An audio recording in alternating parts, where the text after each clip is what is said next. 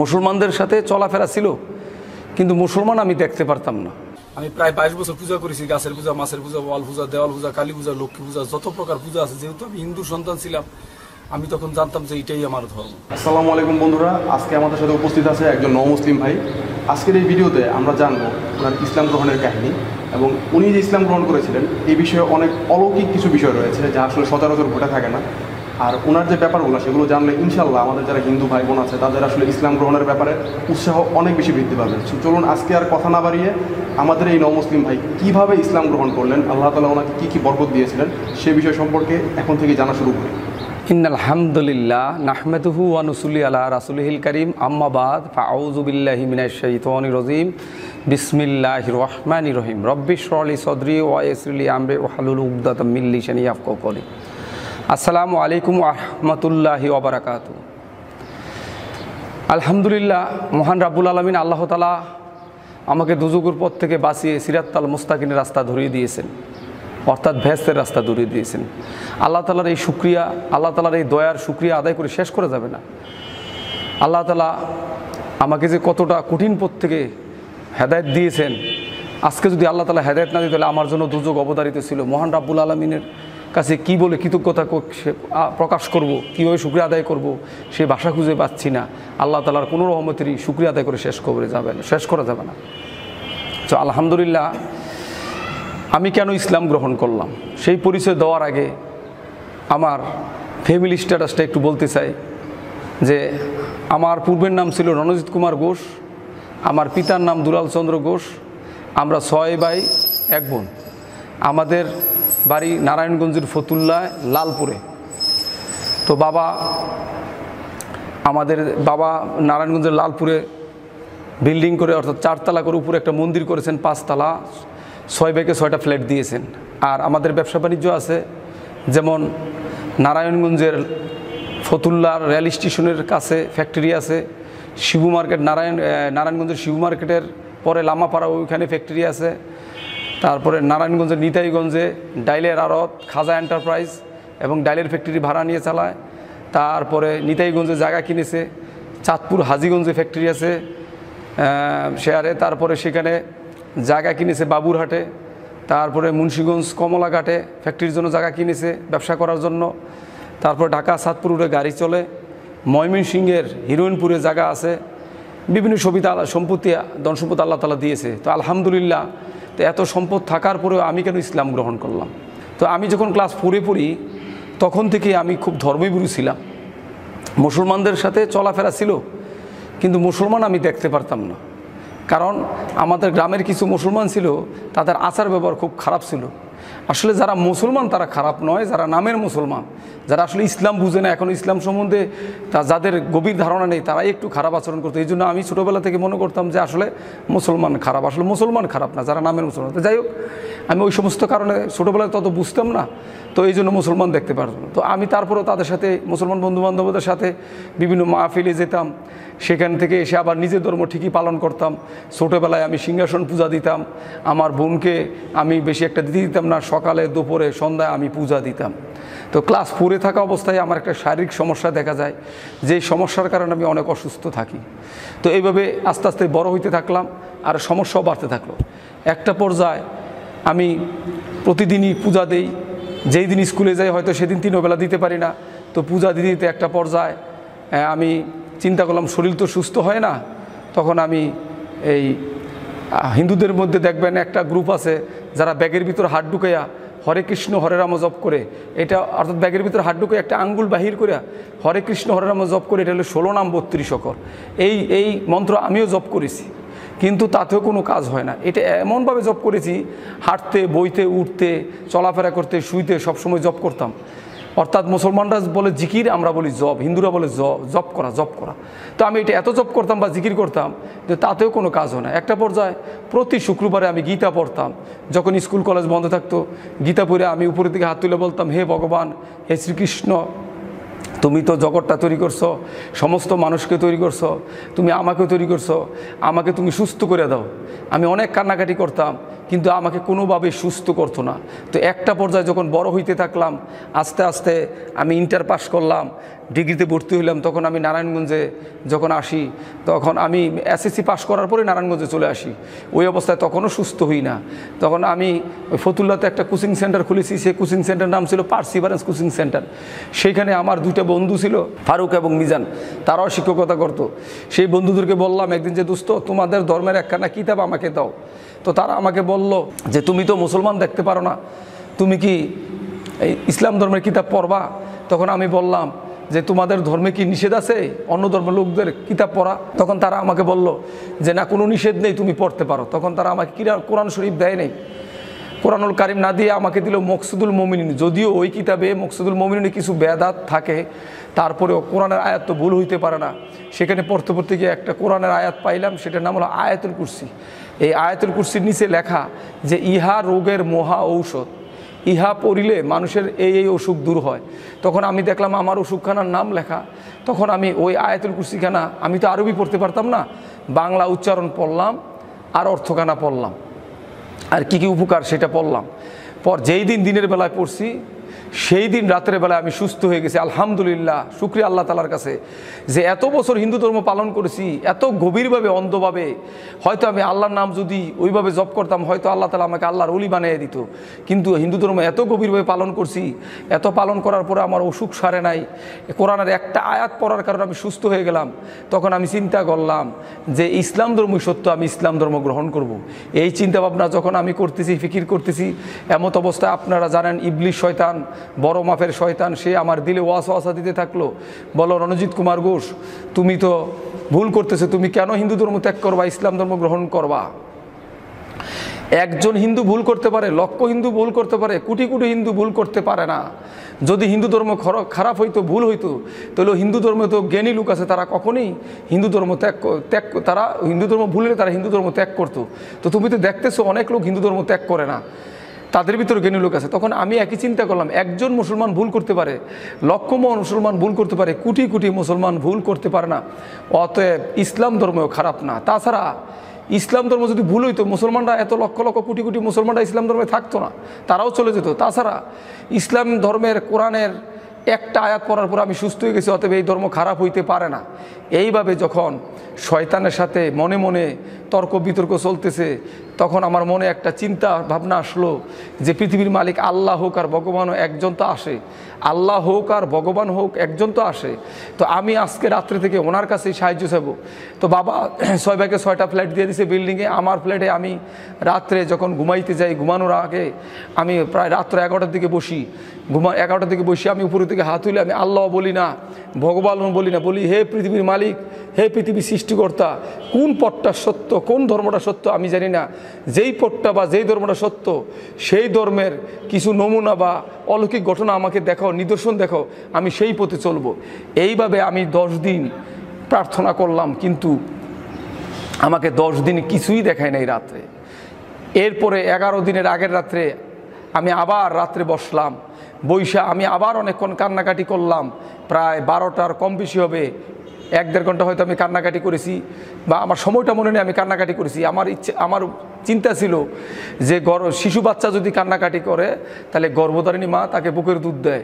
তাহলে যদি যেই সৃষ্টিকর্তা আমাকে তৈরি করছে, সমস্ত জগৎ তৈরি করছে, আমার পিতামাতাকে তৈরি করছে, সমস্ত মানুষকে তৈরি করছে, তাহলে এই সৃষ্টিকর্তার মহব্বত বা মায়া থাকবে বেশি, নিশ্চয়ই উনি আজকে রাত্রে আমাকে স্বপ্ন দেখাবে। এই জন্য আমি কান্নাকাটি করে শুয়ে আসছিলাম। তো শুয়ে থাকার পর আমার ধারণা ছিল আমাকে সৃষ্টিকর্তা স্বপ্নে দেখাবে, যদি আল্লাহ সত্য হয় তাহলে আল্লাহ দেখাবে, ভগবান সত্য হয় তাহলে ভগবান দেখাবে। কিন্তু রাত্রে আমাকে স্বপ্নে দেখালেন না। আমি আবার কোচিং সেন্টারে চলে গেলাম, ছাত্রছাত্রী পড়ালাম, পরে 11টার দিকে ছুটি দিলাম। এমত অবস্থায় আমার কোচিং সেন্টারে একজন মুসলমান লোক প্রবেশ করলো। উনি এমন একজন মুসলমান ছিল যে আয়শা সামনে বসলো, তাকে আমি বলতে পারি নাই যে আপনি আমার কোচিং সেন্টার থেকে চলে যান, আমার মনটা খারাপ, আমি ওনাকে বলতে পারি নাই। কারণ কেন বলতে পারি নাই, তিনি কী ধরনের মুসলমান ছিল আপনারা এখন শুনলে বুঝতে পারবেন। উনি এমন একজন মুসলমান ছিল যার আখলাক এত ভালো ছিল যে ওনার মুখ দিয়ে আমি জীবনে কখনো গালি বের হতে দেখিনি। উনি হিন্দু মুসলমান বৌদ্ধ খ্রিস্টান সবাই সাথে ভালো ব্যবহার করে। ওনার এত ধৈর্য শক্তি বেশি, এই ওনার ধৈর্য শক্তি এবং আচার ব্যবহার এবং মুখ দিয়ে গালিগালাজ না বের হওয়ার কারণে আমার কাছে মনে হইল যে উনি এত ভালো মুসলমান, এত ভালো হইতে পারে। এই জন্য আমি ওনার সাথে কোনো খারাপ ব্যবহার করি না এবং ওনাকে লজ্জায় বলতে পারি না চলে যান, আমার মন খারাপ। তো উনি কথা বলতেছে, একটা পর্যায়ে টেবিলের উপর কাঠ পেন্সিল বা কলম ছিল, পড়ে গেল। আমি এই কাঠ পেন্সিল কলমটা তুলতে গিয়ে টেবিলের উপর রাখা যখন ওনার দিকে তাকাইছি, আপনারা বিশ্বাস করবেন কিনা জানি না, দেখেন বাতাস গায়ে লাগে, অনুভব করা যায়, দেখানো যায় না। তো আমি এখন যে জিনিসটা দেখছি আপনারা হয়তো বুঝতে পারবেন কিন্তু দেখাতে পারবো না। তো ওনার দিকে তাকাইয়ে দেখি ওনার কপালে আরবিতে আল্লাহু লেখা উঠছে, ওনার বুকের মাঝখানে আল্লাহু লেখা উঠছে, ওনার হাতের এই জায়গায় আল্লাহু লেখা উঠছে, হাতের এই জায়গায় আল্লাহু লেখা উঠছে। আমি দেখে তাজ্জব হয়ে গেলাম। দেখার পরে আমি ওনার হাতটা এভাবে ধরলাম, ধরার পরে আমি আরও বিস্মিত হয়ে গেলাম যে মানুষের হাত এত নরম, এত তুলতুলে, এত সুন্দর হয় কিভাবে, এ কেমন মানুষ। এরপরে ওনার হাতটা যখন ধরছি, শয়তান আমাকে ধোঁকা দিতেছে যে রণজিৎ উনি তো রং লাগাইছে, রং দিয়ে লেখছে, তুই ভালো করে দেখ। তখন আমি শয়তানের ধোঁকায় পড়া থুতু দিয়া ওনার হাতটা ডলতেছি আর দেখতেছি যে রং লাগাইছে কিনা। পরে দেখলাম রং না, কোনো ময়লা উঠে না। এমত অবস্থায় ওই মুসলমান ভদ্রলোক আমাকে বলতেছে আর মুস্কি আসতেছে, আপনি ভালো করে দেখেন, ভালো করে দেখেন। অর্থাৎ আমি বুঝতে পারছি, আমি যে সন্দেহ করছি উনি এই জন্য বুঝতে পারছে, উনি হাসতেছে। তো আমি ভালোভাবে দেখার পর দেখলাম কোনো ময়লা উঠে না। তখন হাতের চামড়াটা এইভাবে টান দিলাম, টান ধরে এই চামড়া এখান থেকে আরেক জায়গায় চলে গেছে, কিন্তু তার লেখা জায়গাটা অর্থাৎ ভালো করে দেখলাম যে তার ভিতরে যে রক্ত, এই রক্তটা জমাট বাইদা আল্লাহু লেখা হয়ে রয়েছে, সুবহান আল্লাহ। এই জিনিস দেখার পর ওনাকে আমি বললাম যে দেখেন আরও তো লোক ছিল, তারা কেউ দেখে নাই, আমি কেন দেখলাম? তখন উনি হাতটা উপরের দিকে দিয়ে বলল, ওই যে সৃষ্টিকর্তা আছে উনি আপনাকে দেখার ক্ষমতা দিছে, এই জন্য আপনি দেখছেন। তখন আমি বিশ্বাস করছি যে আমার রাতের দোয়া কবুল হয়ে গেছে, এই জন্য আল্লাহ তাআলা আমাকে দেখাইছে। তো উনি দেখানোর পর আমাকে দুইটা শর্ত দিল, বলল যে আপনি কখনো আমার নাম কারো কাছে বলতে পারবেন না, 1 নম্বর শর্ত। 2 নম্বর শর্ত, দুনিয়াবি কোনো নালিশ আমার কাছে আনতে পারবেন না। তখন আমি বললাম যে ঠিক আছে, দুনিয়াবি কোনো নালিশ আপনার কাছে না নিলাম, কিন্তু আমার মায়ের কাছে তো আপনার কথা বলতে পারবো। কই যে না, আপনার মায়ের কাছে বলতে পারবেন না, যদি বলেন তাহলে হয় আপনার ক্ষতি হবে, নাইলে আমার ক্ষতি হবে। তখন আমি ভয় পেয়ে গেলাম যে ঠিক আছে, আমি কারো কাছে বলবো না। তখন ওনাকে বললাম যে দেখেন আমার তো ঈমান চলে আসছে, আমি তো হিন্দুর সন্তান, হিন্দুর ঘরে থাকি, আমি তো ইচ্ছা করলেই নামাজ বা সলাত আদায় করতে পারবো না। এমন কোনো আমল আছে যেটা হিন্দুর ঘরে থেকে করা যায়? তখন উনি বলল যে আছে। একটা গল্প বলল, সেই গল্পটার মাধ্যমে আমাকে বুঝিয়ে দিল, কিন্তু এই গল্পটা আমি আপনাদেরকে বলবো না, কারণ গল্পটা না বলাই ভালো। তো এরপরে দেখেন উনি বলল যে আপনি আমার সাথে পড়েন, আপনি আমল করতেছে পড়েন আপনি আমার সাথে। তখন আমি বললাম যে বলেন কি বলবো? তখন উনি আমাকে বলল আমার সাথে বলেন লা ইলাহা ইল্লাল্লাহু মুহাম্মাদুর রাসূলুল্লাহ। উনি এই কলেমা তৈয়বা পড়িয়ে দিয়ে আমাকে বলল যে এইটা এখন সবসময় জিকির করবেন, আপনি এই জিকির করবেন, আর আপনি এখন থেকে বিপদে পড়বেন, আপনি সাবধানে থাকেন। তো আমি বললাম যে কোনো সমস্যা নাই, যদি বিপদ আসে আল্লাহ তাআলা আছে, আর আপনার হাতটা আমার মাথার পিছনে আছে, অর্থাৎ আপনার দোয়া আমার সাথে আছে, আমি ভয় করি না, আপনি চলে যান। তখন উনি হাসে দিয়ে চলে গেল। তখন আমি এই কলেমা তৈয়বা জিকির শুরু করলাম। গাছের পূজা, মাছের পূজা, ওয়াল পূজা, দেওয়াল পূজা, কালী পূজা, লক্ষ্মী পূজা, সরস্বতী পূজা, সমস্ত পূজা বাদ দিয়ে, হিন্দু ধর্মের সমস্ত কিছু আমি বাদ দিয়ে, হিন্দুদের যে আমলগুলি করতাম সেই আমলগুলি বাদ দিয়ে আমি শুধু এই কলেমা তৈয়বা জিকির শুরু করিলাম। এই কলেমা তৈয়বা জিকির করতে করতে করতে করতে করতে করতে একটা সময় আমি আমার অফিসে বসে যখন হিসাব করি, ফ্যাক্টরিতে বসে বসে যখন হিসাব করি, এমত অবস্থায় বাতাসের মাঝখান থেকে, বাতাসের মাধ্যমে আমার কানের ভিতর একটা আজান আসে। তখনও দুনিয়াতে আজান দেয় না, যখন ওই আজানটা বাতাসের মাধ্যমে আমি কানের ভিতর পাই, তখন আমি শুনতে থেকে আমার এত ভাল লাগে। তখন আমি চিন্তা করি যে এখনও তো দুনিয়াতে আজান দেয় নাই, এই আজান কোত্থেকে আসতেছে, মনে হয় আমি ভুল শুনতেছি। এরকমভাবে 2 দিন 3 দিন শোনার পর আমি বললাম যে না, একদিন শুনলে ভুল হইতে পারে, কিন্তু এতদিন শোনার পরে তো ভুল হইতে পারে না। তখন আমি ওনাকে জিজ্ঞাসা করলাম, ওই যেই হজরতের কাছে কলমা পড়ছি, বললাম যে দেখেন আমি তো এই জিনিস শুনতে পাই। তখন উনি আমাকে বলল কারো কাছে বলার দরকার নাই, আপনি জিকির করতেই থাকেন। তখন আমি এই জিকির আবার শুরু করলাম। শুরু করতে করতে করতে কিছুদিন পরে আবার দেখি দুনিয়াতে যখন মুয়াজ্জিন আজান দেয়, তখন আমার শরীরটা একটা ঝাড়া মারে, ঝাড়া মারলে আমি কলম রেখে দিই। এরকম কয়েকদিন হওয়ার পরে ওই ভদ্রলোকে আবার বললাম, যার কাছে কলেমা পড়েছিলাম, যে দেখেন আমি তো এখন দুনিয়াতে আজান দিলে ঠিক থাকতে পারি না, আমার শরীর ঝাড়ি মারে কাঁপ দেয়। তখন বলল আপনার দিল কি চায়? তখন বললাম আমার দিল চায় আমি মুসলমানদের মতো নামাজ আদায় করি। এই কথা বলার পর উনি হাইসা দিছে, হাইসা দিয়ে বলল যে দেখেন আপনার দিল কি চায়। যখন আমি বললাম যে আপনার দিল কে চায়, তখন বললাম যে আমি মুসলমানদের মতো নামাজ পড়তে চাই। তখন উনি হাইসা দিছে, হাইসা দিয়ে বলল যে আপনি বাসায় কয়টার দিকে যান? যেহেতু আমি ফ্যাক্টরিতে, নিজের ফ্যাক্টরিতে কাজ করি, ব্যবসা করি, তো হিসাব করতে করতে অনেক সময় লাগে। এই জন্য আমি ওনাকে বলছিলাম যে কোনো দিন রাত্র 8টায়, কোনো দিন 10টায়, কোনো দিন 11টায়, কোনো দিন 12টায়। তখন উনি আমাকে বলল আপনি বাসায় গিয়ে দেখেন যদি আশার নামাজের যথেষ্ট টাইম আছে তাহলে আগে গোসল মানে আপনি ভাতটাত খেয়া তারপরে দরজা বাড়ি দিয়া সলাত আদায় করবেন। কোন সলাতগুলি আগে যেই ফজর, জোহর, আসর, মাগরিব এই ওয়াক্তের নামাজগুলি কাজা আদায় করবেন, ফরজ নামাজগুলি, এরপরে এশার নামাজ পড়বেন। আর যদি এশার নামাজের সময় না থাকে তাহলে এশার নামাজ আগে আদায় করবেন, তার অন্য ফরজ নামাজগুলি কাজা আদায় করবেন। এই মাসলাটা শুধু আমার জন্য, এটা কোনো মুসলমানের জন্য হয় কিনা আমি জানি না, আপনারা আবার এই ভুল করেন না। কারণ আমি যেহেতু হিন্দুর করেছিলাম, আমার জন্য সমস্যা ছিল, হয়তো এই জন্য উনি আমাকে এই মাসলাটা দিয়েছেন। তো এর আগে আমি একটু কথা বলতে চাই, এই যে কলেমা তৈয়বা আমি পড়ে এই অবস্থায় আসলাম, এই যে আমার যে দিলের চিকিৎসা হলো, আমার যে হেসলা হলো, আমার যে সংশোধন হলো, আমার যে তাজকিয়া হলো, কেন হলো? আল্লাহ তাআলা সূরা ইব্রাহিমে, কোরআনুল কারিমের সূরা ইব্রাহিমে আল্লাহ তাআলা বলছে বিসমিল্লাহির রহমানির রহিম, ইউসাব্বিতুল্লাহুল্লাযিনা আমানু বিল কওলিস সাবিতি ফিল হায়াতি দুনিয়া ওয়া ফিল আখিরা। আল্লাহ তাআলা বলছেন এই কলেমা তৈয়বার কারণে ঈমানদারগণকে দুনিয়া এবং আখিরাতে শক্তিশালী করে দিবেন, দুনিয়া এবং আখিরাতে শক্তিশালী করে দিবেন। তো মহান রাব্বুল আলামিন আল্লাহ তাআলা এই কলেমা তৈয়বা জিকিরের কারণে আমাকে আল্লাহ তাআলা শক্তিশালী করে দিয়েছেন। নাইলে আমার কেন নামাজ পড়তে মন চাইলো, আমার কেন শরীর কাঁপ দিল, এটা সম্পূর্ণ আল্লাহ তাআলার দয়া।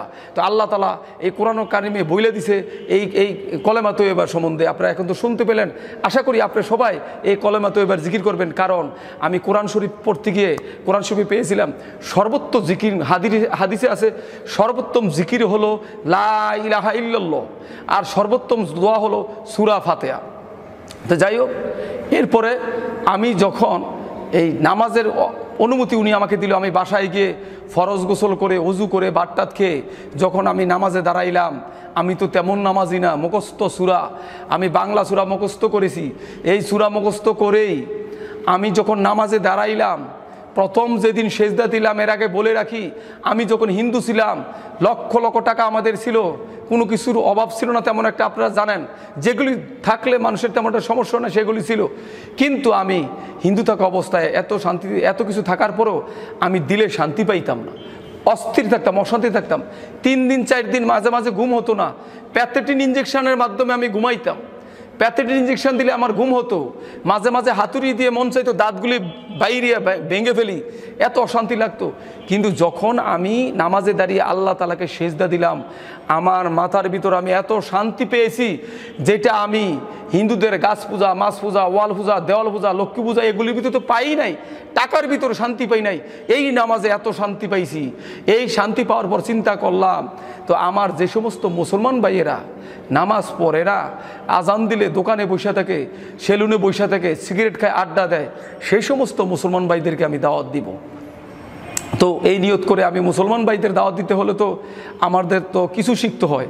তখন যারা চিল্লা দেয়, চিল্লার মাধ্যমে তাবলিগ করে, অর্থাৎ মুসলমানদের দাওয়াত দিয়ে নামাজ শিখায়, ওযু শিখায়, সেই যারা তালিমের তাবলিগ করে সেই মুসলমান ভাইদের সাথে মসজিদে বসতাম আমি। ওই ফাজালে আমল থেকে আমি নামাজ পড়লে কী সওয়াব, নামাজ না পড়লে কী গুনাহ, সেই হাদিসটা শিখে আমি মুসলমানদের রাস্তায় রাস্তায় সে দোকানে বসে বসে দাওয়াত দিতাম। তো দাওয়াত দিতে গিয়ে একটা পর্যায়ে দেখা গেল মুসলমানরা আমাকে নানান প্রশ্ন করে, তুমি হিন্দুর ছেলে, তুমি আমাদের দাওয়াত দাও, তো তুমি ইসলাম গ্রহণ করো না কেন? তা আমি বললাম যে ভাই আমি ইসলাম গ্রহণ করি আর না করি আমি কি ভুল বলছি? আমি তো, তারা বলে যে না ভুল বলো না, সত্য কথাই বলছো। তো যখনই আজান দিত আমি তো পলায়ে নামাজ পড়তাম। তো এদেরকে বলতাম যে ভাই আমি চলে যাই, কোথায় তো আমার কাজ আছে। তো তারা আমার সন্দেহ করতো, পিছনে পিছনে আমার যাইতো, আমি জানতাম না, গিয়া দেখতো আমি নামাজ পড়ি কিন্তু এলাকায় বলতো না। বললে তারা চিন্তা করছে যে তার ভাই যেই অর্থের মালিক, তার ফ্যামিলি যে অর্থের অবস্থা ভালো, তারা হয়তো মাইরে ফেলাইতে, হয়তো সে কারণে হয়তো তারা বলতো না। যাই হোক, এইভাবেই আমি অমুসলিমদের দাওয়াত দিতেছিলাম, আর মুসলমানদের দাওয়াত দিতেছিলাম। এখন এই মুসলমানদের নামাজের দাওয়াত দিলে আমার লাভটা কী হইতেছে দেখেন, একটা উদাহরণ দিলে বুঝবেন। বড় বোনের বিয়ে, ছোট বোন বড় বোনের জন্য মেহেদি বাটতেছে, বড় বোনের বিয়ে, ছোট বোন মেহেদি বাড়তেছে বড় বোনের জন্য, কিন্তু হাতটা কার ভরতেছে? আগে ছোট বোনের ভরতেছে, পরে সে না বড় বোনের গায়ে লাগাবে, কিন্তু আগে তো ছোট বোনের ভরতেছে তো হাতে। তো তেমনিভাবে আমি যখন মুসলমানদের নামাজের দাওয়াত দিতেছি, ওই মুসলমান মসজিদে যাক বা না যাক, ওই মুসলমান নামাজ পড়ুক আর না পড়ুক, আল্লাহ তালা এই দাওয়াতের বিনিময়ে উসুলায় আল্লাহ তালা আমাকে এমন ইমান বাড়িয়ে দিতেছে যে আমার তাহাজ্জুদ, নফল, সুন্নত, আমার আমল বাড়তেই থাকলো। আর আমি এত শান্তি পাইতে থাকলাম যে ইসলামে এত শান্তি।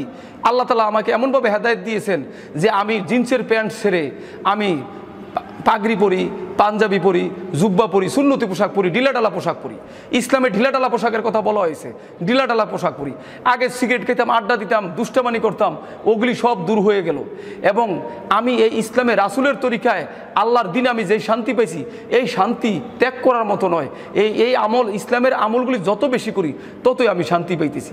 এমত অবস্থায় এক সময় আমি এই দোকানে বৈশা যখন ওই যারা নামাজ না পড়ে তাদের সাথে দিনের কথা আলাপ করি, আমার সামনে দিয়ে একটা হিন্দু ভদ্রলোকের মৃত লাশ নিয়ে যাইতেছে। এই মৃত লাশ নিয়ে আমি দেখা ভয় পেয়ে গেলাম যে হিন্দু লোক তো জীবনে জান্নাতে যাবে না, সে তো জাহান্নামে যাবে, সে তো হিন্দু অবস্থা মারা গেছে, তাকে শ্মশানে পোড়া দেওয়া হবে। আজকে তো আমারও এই অবস্থা হইতে পারতো। তখন আমার চিন্তা ফিকির আসলো যে আমি ভুল করতেছি, আল্লাহ তো আমাকে ধরবে, বলবে যে হ্যাঁ রণজিৎ কুমার ঘোষ, তুমি তো দুযোগের পথযাত্রী ছিলা, তোমাকে আমি হেদায়েত দিয়া সিরাতাল মুস্তাকিমের রাস্তা ধরাইয়া দিলাম, তোমাকে আমি সুস্থ করে দিলাম, তুমি শান্তি পাইতেছ, তাহলে তুমি রণজিৎ কুমার ঘোষ, আব্দুর রহমান, তুমি কেন আমার এই অমুসলিম বান্দাগুলিকে দাওয়াত দিতেছো না, যারা চিরস্থায়ী জাহান্নামের পথে চলে যাইতেছে, শুধু কলেমার দাওয়াত পাইতেছে না। তখন আমি কারো কাছে না জিজ্ঞাসা করিয়া নিজে নিজেই অমুসলিমদের দাওয়াত দেওয়া শুরু করলাম। তখনও আমি আমার বাসায় বৈশা আমি গোপনে গোপনে নামাজ পড়ি আর কিছু বই পড়ি, আর হাইটা হাইটা দোকানে রাস্তায় হিন্দুদের দাওয়াত দেওয়া শুরু করলাম। মানুষ যেমন পাগল হইয়া যায়, আমি সেই পাগলের মতো হিন্দুদের দাওয়াত দেওয়া শুরু করলাম। দোকানের বৈশা, রাস্তার সিপাই, বিভিন্ন জায়গায় দাওয়াত দেওয়া শুরু করলাম। এই অবস্থায় আল্লাহ তাআলা একটা হিন্দু ছেলেকে কবুল করলো, ওই ছেলেটা কলেমা গ্রহণ করলো। এই গ্রহণ করার পর এলাকার হিন্দুরা একটু চিন্তায় পড়লো, এবং অনেকে আমারে পিছনে হয়তো পাগলও বলেছে, পাগল ছাগল বিভিন্ন কিছু। তাদের ধারণা ছিল যে আমি ইসলাম গ্রহণ করেছি, বাপ মার গাড়ি বাড়ি থুয়া আমি খুব কষ্টে থাকবো, এইসব চিন্তা ভাবনা করতো। তখন আমি যেই মসজিদে পলায় নামাজ পড়তাম, ওই মসজিদের ইমাম সাহেবকে গিয়ে বললাম যে হুজুর, হিন্দুদের মধ্যে হয়তো কিছু লোক আমাকে পাগল বলে। তখন হুজুর বলল যে তোমাকে কেন পাগল বলে? তা আমি বললাম হুজুর, আমি একটা ছেলেকে কলেমার দাওয়াত দিয়েছিলাম, হিন্দু ছেলে, সে কলেমা পড়ে মুসলমান হয়ে গেছে, এখন এই জন্য হয়তো তারা বলে। তখন বলছে ইমাম সাহেব হাসতেছে। তো আমি বললাম হুজুর, ওরা পাগল বলে, আপনি হাসতেছেন? বলতেছে বাবারে, আমি হাসতেছি এই কারণে, আল্লাহ রসুল যখন দিনের দাওয়াতের কাজ করতো, আল্লাহ রসুলকে পাত্র দিয়ে ঢিলাই তো রক্ত মুবারক ঝরতো, আল্লাহ রসুলকে পাগল বলছে, তো তোমাকেও পাগল বলছে, তুমি তো আল্লাহ রসুলের সুন্নত পেয়ে গেছে, তোমার অনেক বড় সৌভাগ্য। যখন হুজুর এই কথা বলছে, তখন আমি বললাম তাহলে তো ঠিক আছে, আল্লাহ রসুলের সুন্নত পালন করলে যদি কেউ পাগল বলে, তাহলে সমস্ত মানুষের এরকম পাগল হয়ে যাওয়া দরকার। তো আমি আরও বেশি বেশি করে দাওয়াতের কাজ শুরু করলাম। এই অবস্থায় বাসায় থেকে থেকে নামাজ পড়ি আর দাওয়াত দেই।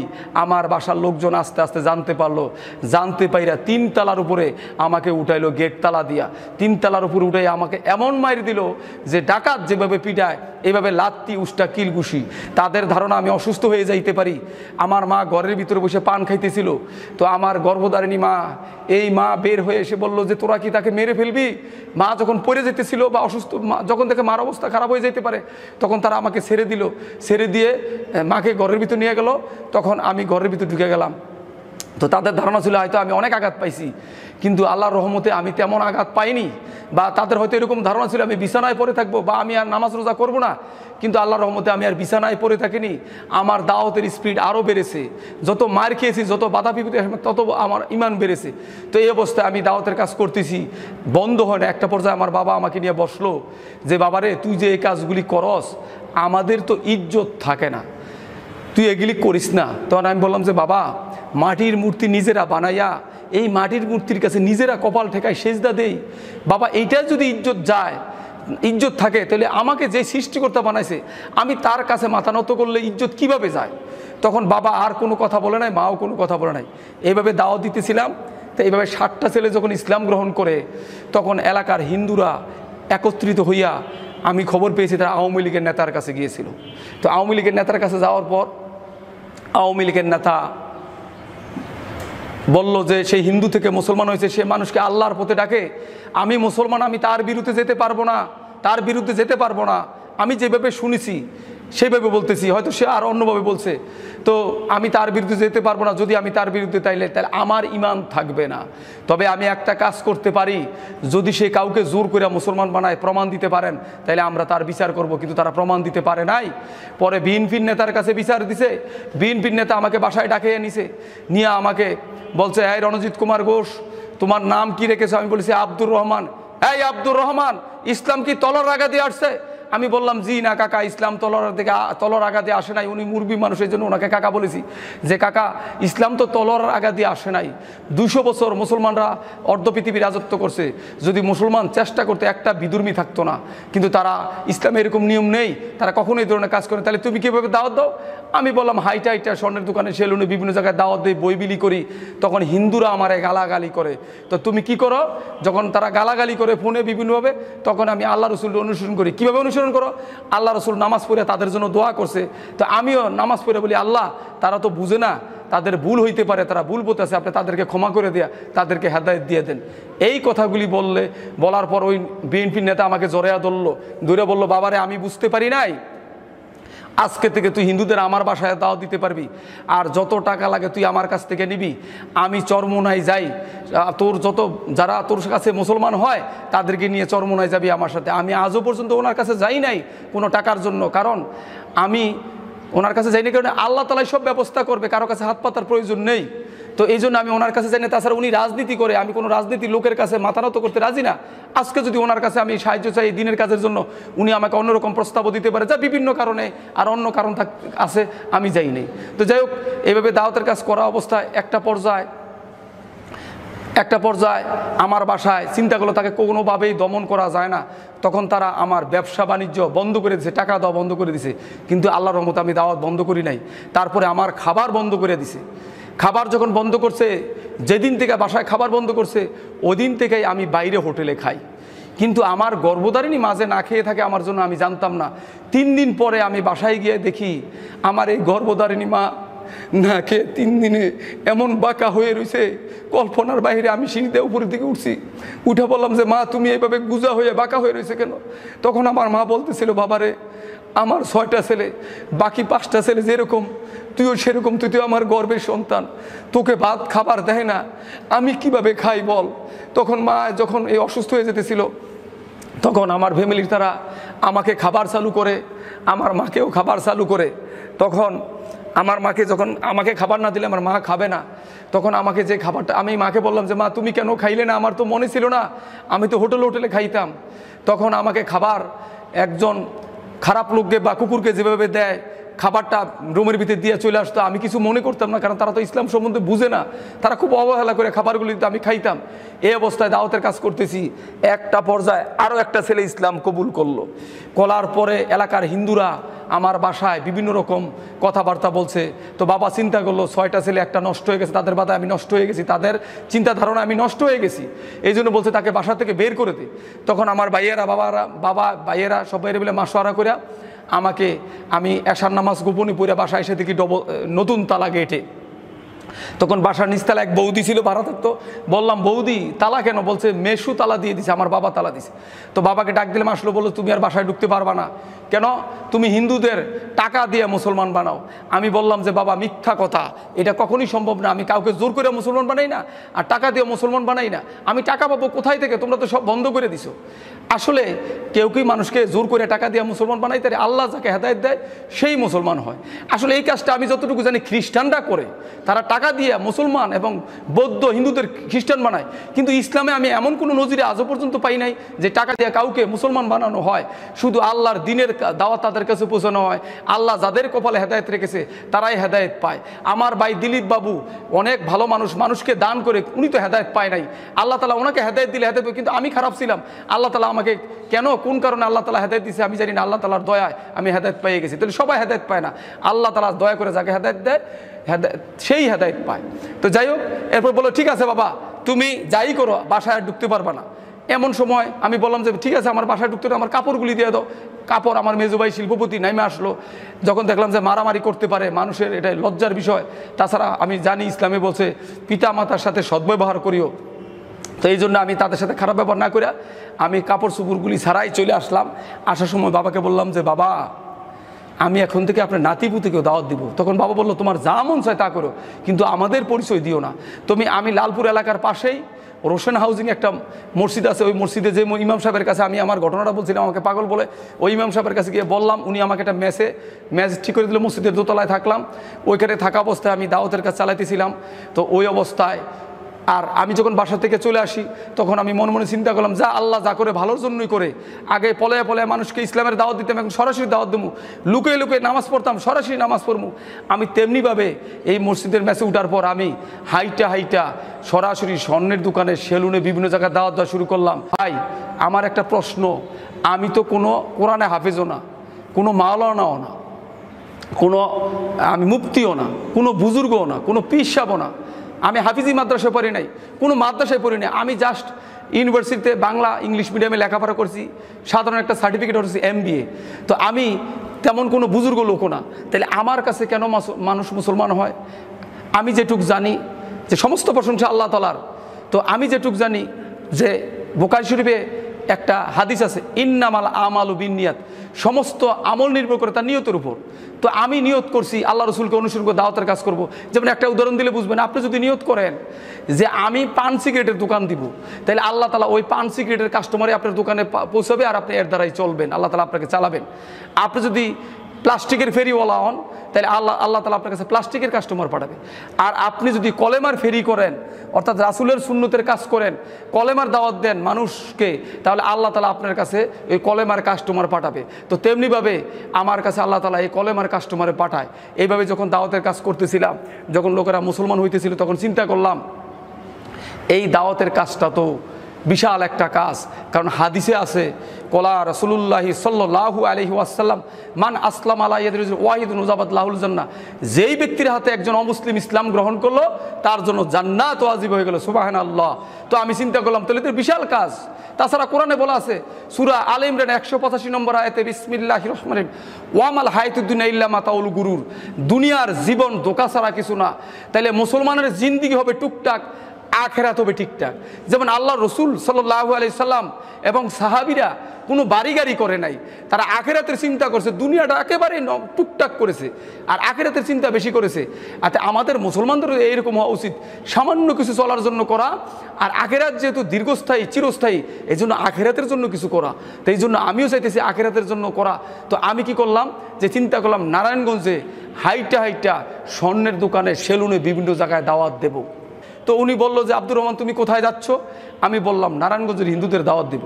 তখন আমাকে বলল যে ভাই তুমি নারায়ণগঞ্জের হিন্দুদের দাওয়াত দিতে যাইও না, কারণ নারায়ণগঞ্জের হিন্দুরা কোটি কোটি টাকার মালিক, তোমাকে মেরে ফেলবে। এরকম যখন আওয়াজ দিল তখন আমার ব্রেনে চিন্তা আসলো উনি বলে কি, যে আমি ওনাকে বললাম যে আপনি জান আর না জান আল্লাহ তাআলা আছে আর দুইটা ফেরেশতা আছে, আমি দাওয়াতের কাজ করবো, দুই ফেরেশতা দুই কাজ। তখন বললো যাও।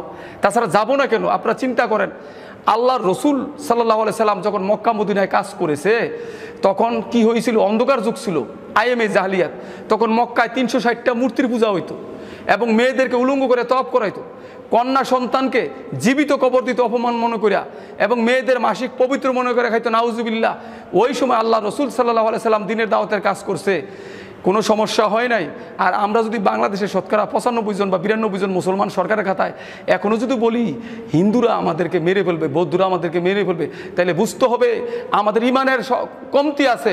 আমরা আল্লাহর চিঠি পড়ি নাই, আমরা কোরআনে পড়ি নাই। কারণ আল্লাহ তো কোরআনে ঘোষণা করছে, সূরা মাইদার 60 নম্বর আয়াত আল্লাহ তাআলা বলছে, বিসমিল্লাহির রহমানির রহিম, ইয়া আইয়ুহার রাসূলু বাল্লিগ মা উনজিলা ইলাইকা মির রাব্বিকা ওয়া ইন লাম তাফআল ফামা বাল্লাগতা রিসালাতাহু ওয়াল্লাহু ইয়াসিমুকা মিনান নাস ইন্নাল্লাহা লা ইয়াহদিল কওমাল কাফিরিন।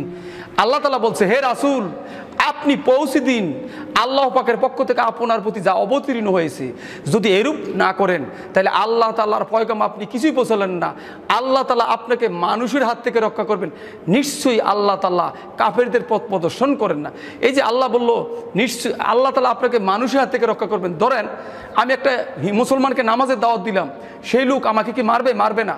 সে নামাজ পড়তে আসবে, অথবা বলবে যে ভাই যান আমি আসতেছি, অথবা বলবো আপনি যান, সে আমাকে কখনোই মারবে না। কিন্তু একটা হিন্দুকে দাওয়াত দিতে গেলে ওই হিন্দু আমাকে মারতে পারে, অপমান করতে পারে, বিপদে ফেলতে পারে। এই জন্যই আল্লাহ বলছে তোমাকে মানুষের হাত থেকে রক্ষা করবে। তো যেখানে আল্লাহ নিজেই বলছে ওয়াল্লাহু ইয়াসিমুকা মিনান নাস, আল্লাহই তোমাকে মানুষের হাত থেকে রক্ষা করবে, তাহলে আল্লাহ যার দুনিয়াটাই তো তার।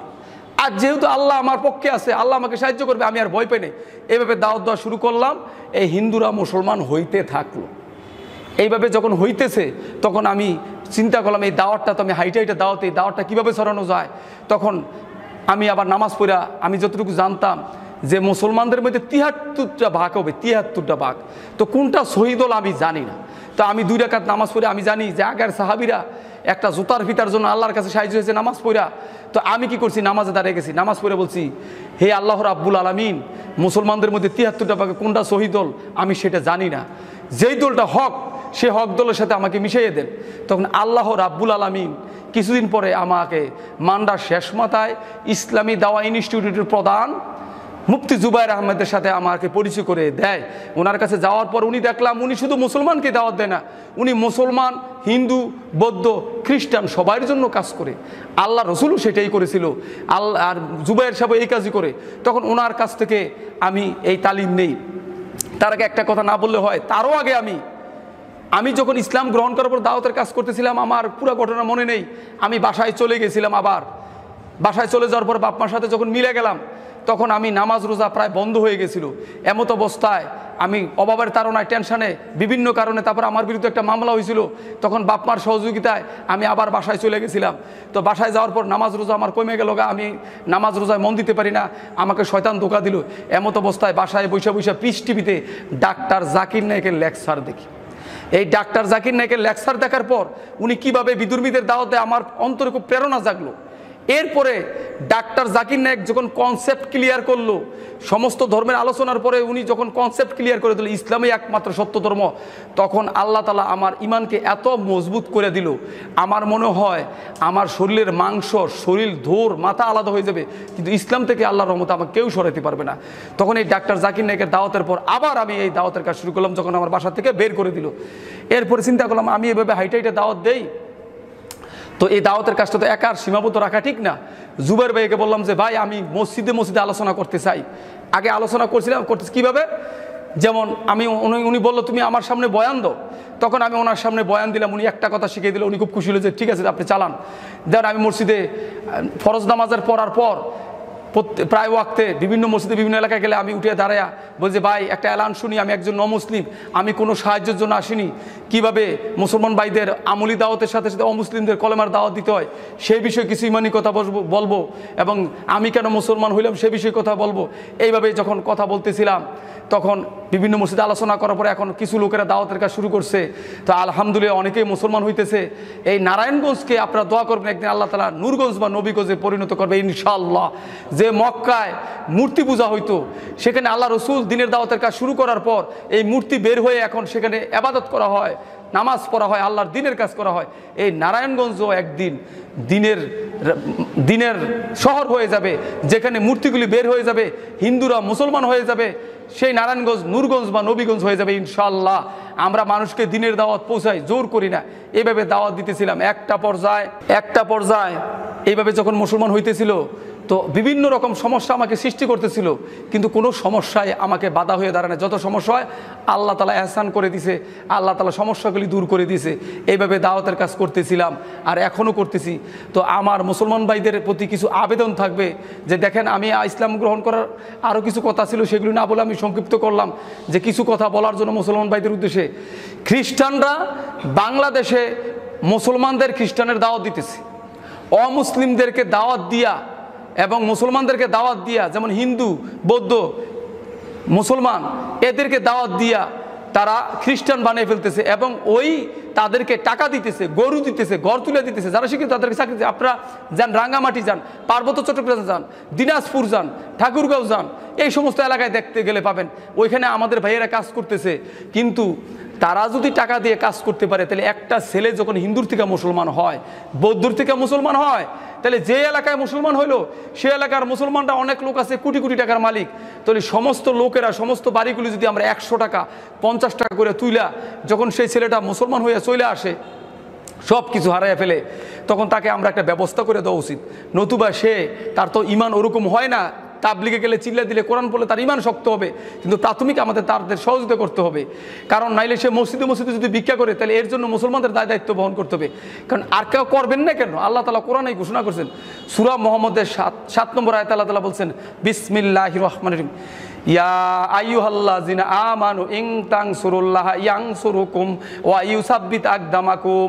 হে ঈমানদারগণ, তোমরা আমার দ্বীনকে সাহায্য করো, আমি তোমাদেরকে সাহায্য করব, তোমাদের কদমসমূহকে দ্বীনের উপর মজবুত করে দেব। তাহলে আল্লাহ যেখানে বলছে আমি তোমাদেরকে সাহায্য করব, তাহলে একটা অমুসলিম যখন মুসলমান হয় তখন তাকে সাহায্য করা মানে আপনি আল্লাহর দ্বীনকে সাহায্য করা। আপনারা এই দ্বীনের সাহায্য করবেন ইনশাআল্লাহ, আপনাদের কাছে এই আশা রাখি।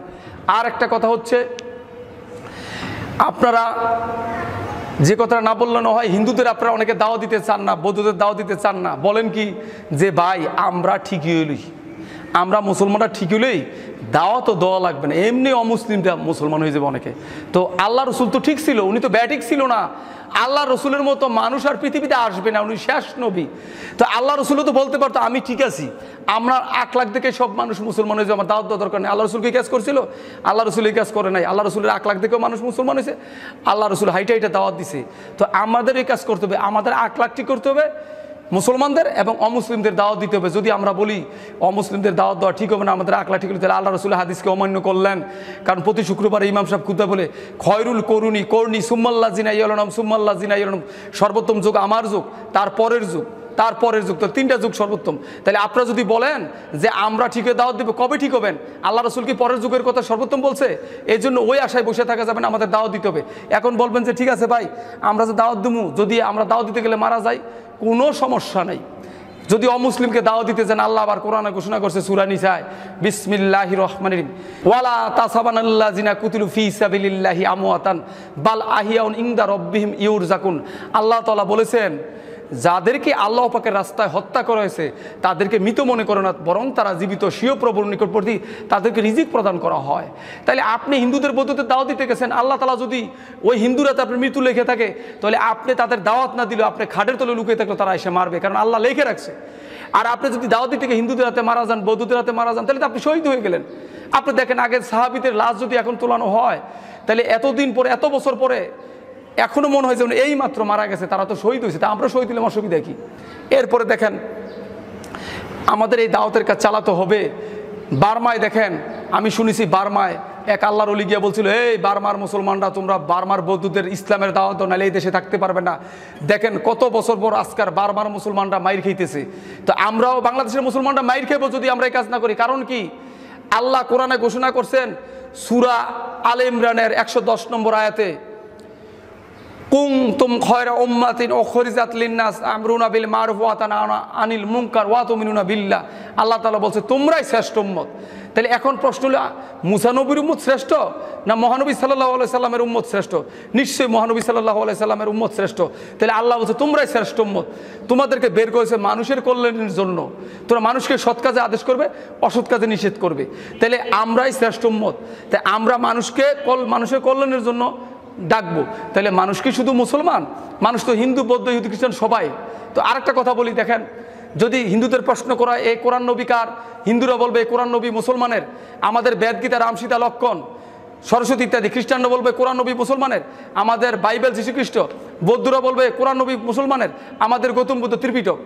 অনেক মুসলমানরা বলবে এই কথা যে হ্যাঁ ঠিকই তো বলছে, না আসলে কথা সত্য না।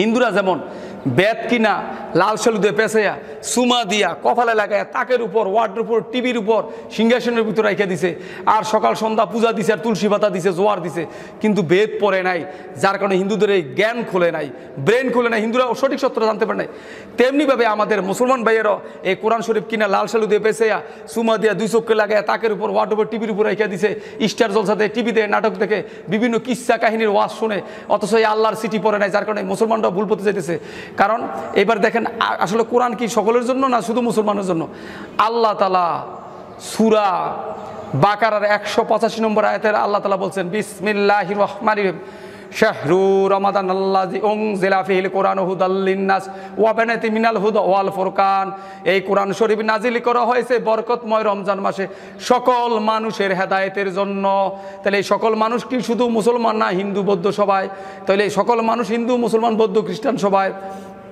তাহলে বোঝা গেলে কোরআন সকলের জন্য পাঠানো হয়েছে তাছাড়া আল্লাহ তাআলা সূরা মাইদার 66 নম্বর আয়াতে বলছেন কুল ইয়া আইয়ুহান্নাসু ইন্নী রাসূলুল্লাহ ইলাইকুম জামিয়া সূরা মাইদার 157 নম্বর আয়াতে সম্ভবত বলেছেন কুল ইয়া আইয়ুহান্নাসু ইন্নী রাসূলুল্লাহ ইলাইকুম জামিয়া হে রসুল আপনি বলে দিন হে মানব জাতি আমি তোমাদের সকলের জন্য রাসূল হিসেবে প্রেরিত। তাহলে মানব জাতি বলতে হিন্দু মুসলমান বৌদ্ধ খ্রিস্টান সবাইকে বোঝানো হয়েছে। তাহলে আমরা মুসলমানরা এই যে কোরআন এবং রাসূল সকলের জন্য আমরা কি হিন্দুদের কাছে পৌঁছাইতে পারছি, বৌদ্ধদের কাছে পৌঁছাইতে পারছি? আমরা কিছু পৌঁছাইতে পারি নাই। এই জন্য আমাদের উচিত তাদের কাছে পৌঁছানো। তাছাড়া হিন্দু ধর্মেও এই আল্লাহ এবং রাসূলের কথা বলা আছে। যেমন ধরেন হিন্দু ধর্মের মূল গ্রন্থ বেদ, বেদটা 4 ভাগ, সামবেদ, অথর্ববেদ, যজুর্বেদ, ঋগ্বেদ। ঋগ্বেদে বলা আছে একং ব্রহ্মা দ্বিতীয়াং নাস্তি না নাস্তি কিঞ্চং, স্রষ্টা মাত্র একজনই, দ্বিতীয় কেউ নেই। কোরআনে সূরা ইখলাসে বলা আছে কুল হু আল্লাহু আহাদ, বলো আল্লাহ এক ও অদ্বিতীয়। কোরআনে বলা আছে আল্লাহ একজন। হিন্দু ধর্মের যজুর্বেদে বলা আছে অন্ধন্তম প্রবিশন্তি যাহসংভূতি উপাস্যতে ততবইবতে তমজৌ সম্ভূতরতা, অন্ধকার নরকে প্রবেশ করিবে তারা যারা সৃষ্টিকর্তাকে বাদ দিয়ে সৃষ্টিকর্তার সৃষ্টির পূজা করে, যেমন আগুন জল বাতাস। আর যারা মূর্তি পূজা করে তারা আরও বেশি অন্ধকারে প্রবেশ করিবে।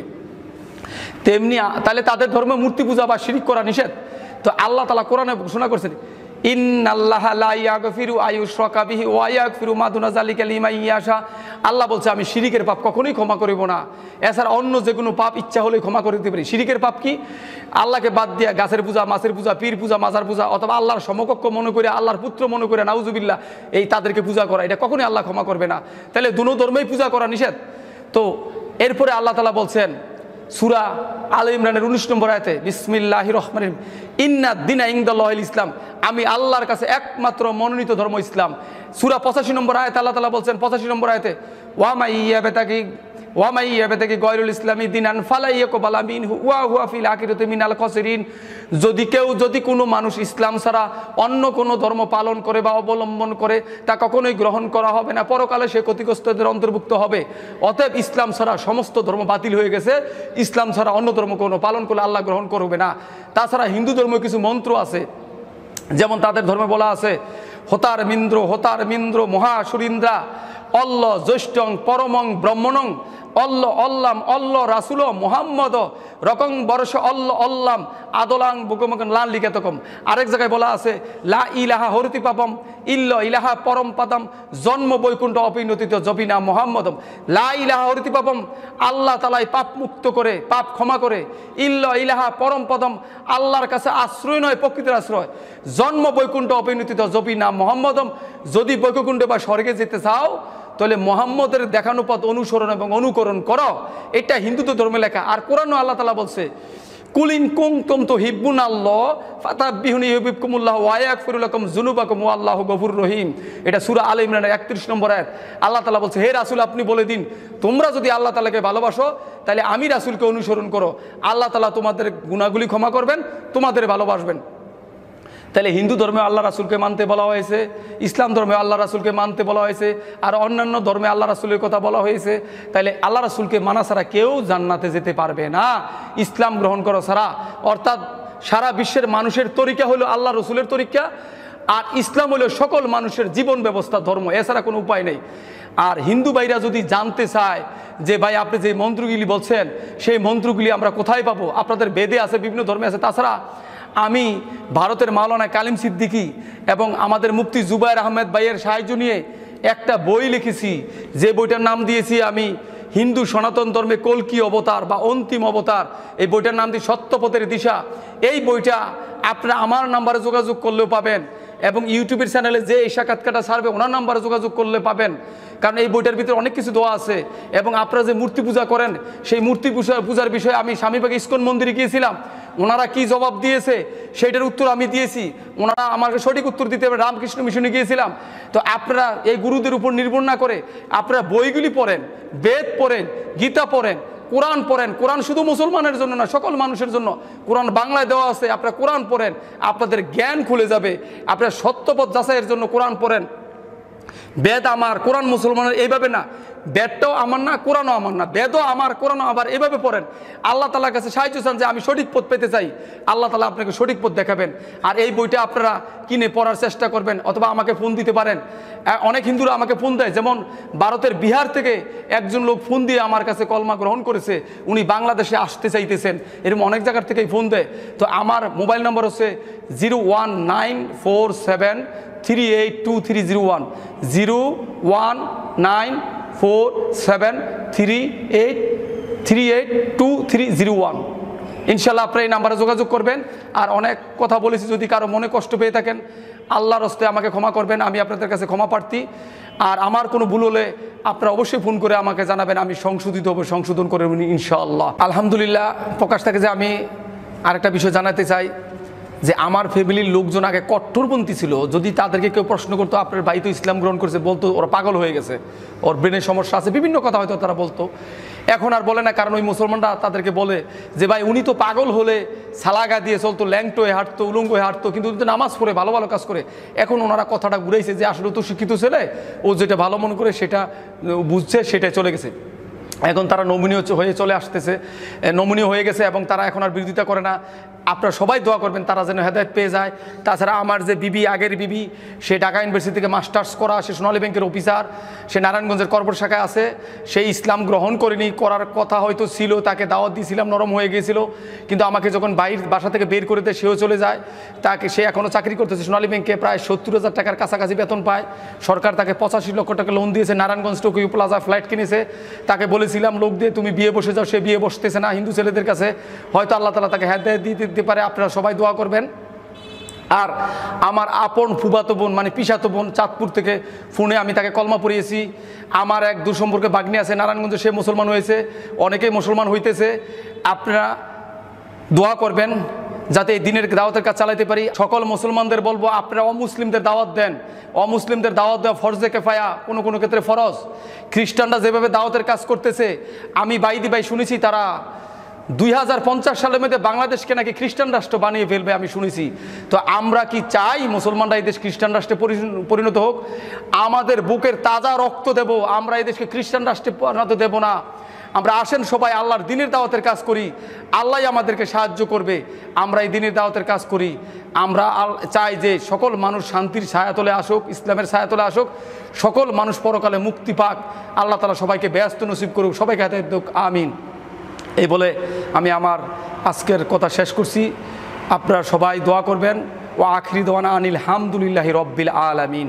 আসসালামু আলাইকুম ওয়া রাহমাতুল্লাহি ওয়া বারাকাতুহু।